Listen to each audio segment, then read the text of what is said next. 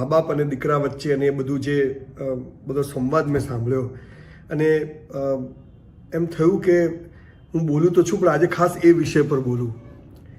તમામ લોકોને કહું છું કે આ દુનિયામાં મા બાપથી મોટો કોઈ ભગવાન નથી. અને મા બાપ છે તો આપણે આ દુનિયા જોઈ છે, આપણે આ સુખ અને દુઃખ બધા જોઈએ છીએ. આ સરસ મજાની પૃથ્વી ઈશ્વરે જે બનાવી છે એમાં આપણે અવતર્યા છીએ, એ મા બાપના કારણે અવતર્યા છીએ. તો મા બાપથી વિશેષ આ જીવનમાં કશું હોય જ ના શકે.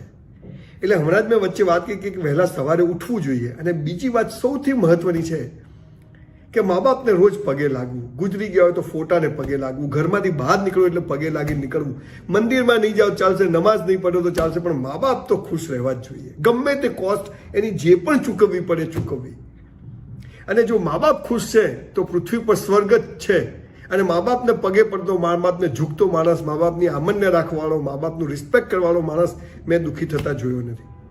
ગમે તેવા મા બાપ, અભણ હોય, એમનામાં કોઈ કુટેવો હોય, ગમે તે હોય, એ જુદો વિષય છે.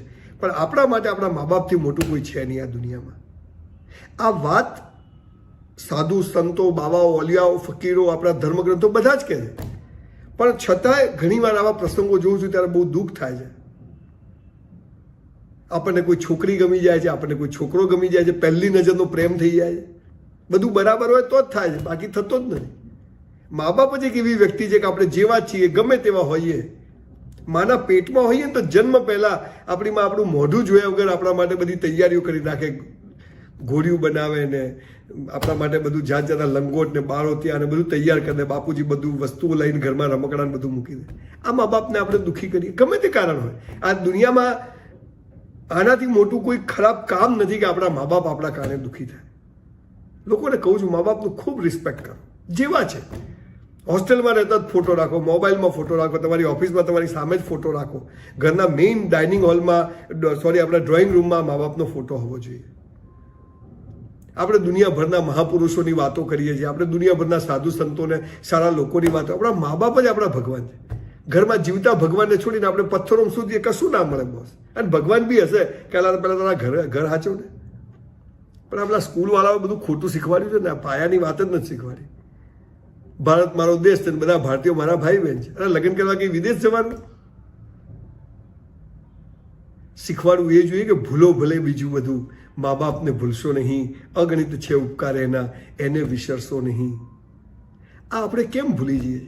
એક મા બાપ એક બાળક જન્મે ને પછી જે પહેલા 5 વર્ષ જે આંગળી પકડી પકડીને ચલાવે ને, મોઢામાં નાખી નાખીને ખવડાવે ને, એ દિવસો જ ખ્યાલ રહે. આખી રાત માં જાગે, આખી રાત પીપી ટટ્ટી બધું પથારીને કરીએ ને એ બધું સંકેલે ધોવે ને પાછું આપણને કોરામાં સુવાડે.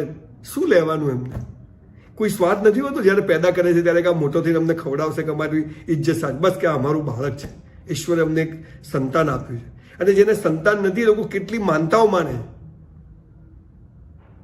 અને જે બાળકના નાનપણમાં મા બાપ મરી જાય છે એને પૂછો કે એની વેદના કેટલી મોટી હોય છે.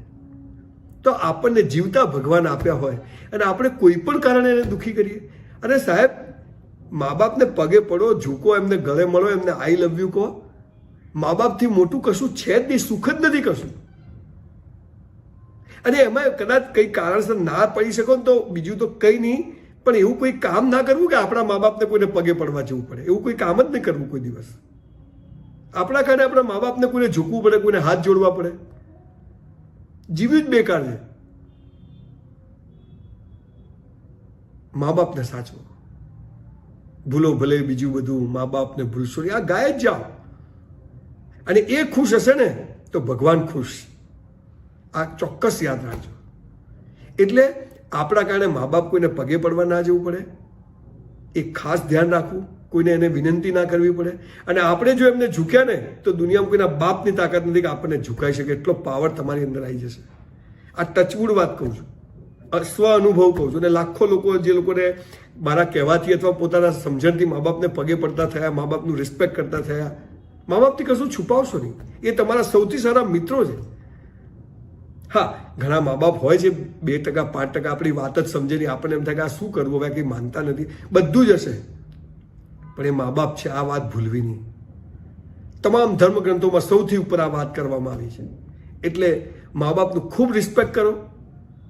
ગુજરી ગયા તો ઘરડા ઘરમાં જાઓ, જ્યાં કોઈના મા બાપ હોય તો એમની સેવા કરો, પણ આ ચાન્સ છોડતા નહીં કોઈ ક્યાંય પણ મળે તો. આપણે મુસ્લિમો પાસેથી તો આ વાત ખાસ શીખવા જેવી છે કે મુસ્લિમોનું કોઈ ઘરડા ઘર નથી. એ ગમે તેવા ગરીબ હશે, રિક્ષા ચલાવશે, લારી ચલાવે, પણ મા બાપને દુઃખી નહીં કરે. અને એમાંય જે મુસ્લિમ છોકરાઓ રાત્રે ગલ્લા ઉપર બેસી જાય, આખી આખી રાત મોબાઈલ ને બધું કહીને મા બાપ ઘરે દુઃખી હોય ને, એ બધા નર્કમાં જ જવાના. એ ગમે એટલું કહે છે ને, કયામતના દાડે ઉઠાઈ અલ્લાહ એવા ધોકા મારવાનો છે ને કે યાદ કરી જશો. બેસો મા બાપ જોડે. એક નાના ઘરમાં આપણી માવજત કરીને આપણે એમને જે બુદ્ધિ આવે એવી સ્કૂલોમાં ભણાવે છે, આપણને મોટા કરે, અને આપણે એમનું કોઈ કામ ના કર્યું. જો ઘરડા મા બાપ બિચારા બજારમાં વસ્તુઓ લેવા જાય, છોકરા પાનના ગલ્લે બેઠા હોય, અરે લાનત છે સાલી આપણી જિંદગી ઉપર. ખાસ કહું છું, પ્રગતિ કરવી હોય, આગળ આવવું હોય, સુખી થવું હોય, હસતા રહેવું હોય, ખુશખુશાલ રહેવું હોય, તો મા બાપને દુઃખી કરવાની, એમને પગે પડો. એનાથી મોટો કોઈ ભગવાન નથી. આ વાત કાયમ યાદ રાખજો. ખાસ હું જ્યાં જઉં ત્યારે આજે ખાસ એક વિડીયો એટલે બનાવ્યો કે આજે એક દીકરો ને બાપ વચ્ચે જે પ્રસંગ બન્યો ને એ બધું મેં જોયું. મારે ડિટેલ નથી જોયું કે કોનું હતું, શું થયું, પણ જે ઘરમાં મા બાપની ઇજ્જત હોય છે ને, એ ઘર કદી પડતું નથી. અને જે ઘરમાં મા બાપની ઇજ્જત નથી હોતી ને, એ જે હોય છે ને પેઢી, એ બધી પતી જ જાય છે બાપુ, લાંબા ગાળે, ગમે એટલા રૂપિયા હોય ને તોય.